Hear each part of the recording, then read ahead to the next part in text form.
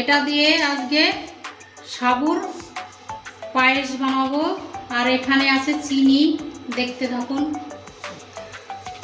দেখুন এখানে ফ্রাই প্যানটা গরম হয়ে গিয়েছে। এবার এখানে আছে সাবু, এটা ভেজে নিব, কাঁচা গন্ধটা না থাকে। এবার সুন্দর করে নেড়ে নেব, অল্প ভেজে নেব, যেহেতু সাবুর পায়েস বানাবো। কাঁচা গন্ধটা যদি থাকে ওটা আর থাকবে না।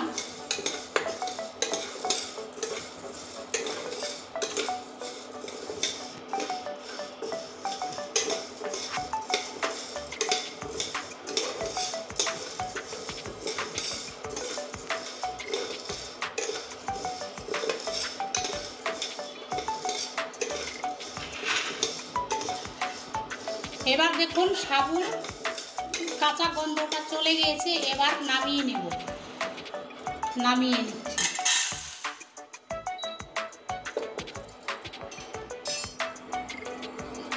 এখানে দিয়ে দেব 1 চামচের মতো চিনি। চিনিটা এইভাবে ছড়িয়ে দেব।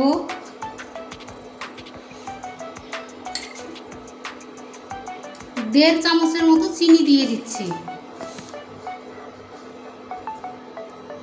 সাবুতে একটু কালার, এখন ক্যারামেলটা হয়ে গিয়েছে, কত সুন্দরভাবে হয়ে গিয়েছে ক্যারামেলটা। এবার এর ভিতরে আমি দুধ ঢেলে দেব। এখানে আছে দুধ, এই দুধটা আমি এখন ঢেলে দিচ্ছি।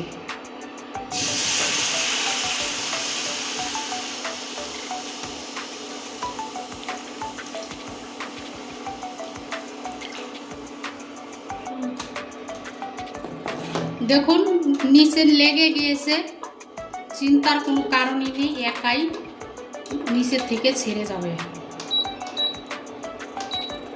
একটু গরম পেলেই ছেড়ে যাবে। আর এখানে আছে সাবু, একদম ধুয়ে পরিষ্কার করে নিয়েছি। এবার সাবুটা আমি ছেড়ে দিচ্ছি দুধের ভিতর।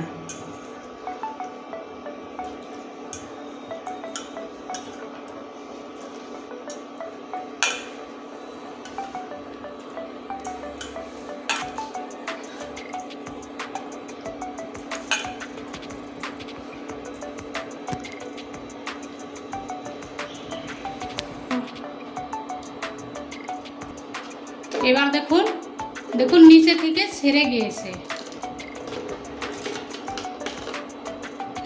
গরম পাচ্ছে আর নিচে থেকে ছেড়ে যাচ্ছে।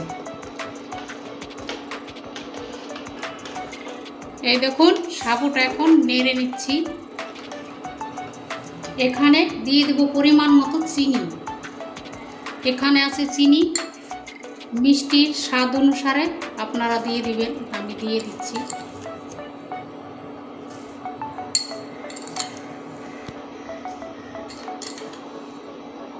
আর দিচ্ছি না। এবার নেড়ে নেব। দেখুন নিচে থেকে ছেড়ে গিয়েছে সাবুটা। যে চিনির ক্যারামেলটা করেছিলাম ওটা ছেড়ে গিয়েছে।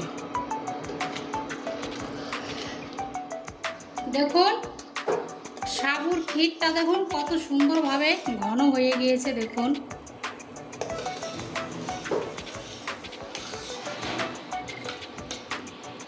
দেখতেও কত সুন্দর লাগতেছে। এখানে আছে কুচানো নারকেল, এই নারকেলটা উপর দিয়ে ছড়িয়ে দিচ্ছি।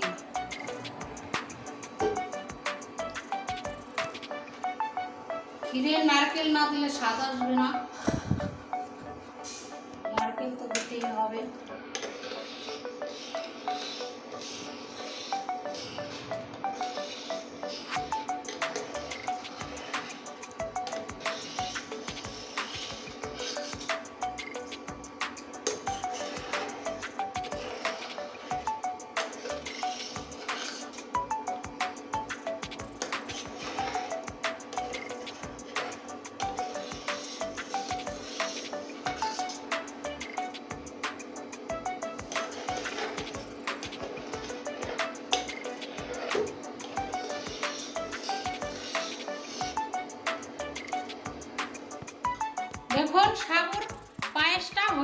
এবার নামিয়ে দিচ্ছি।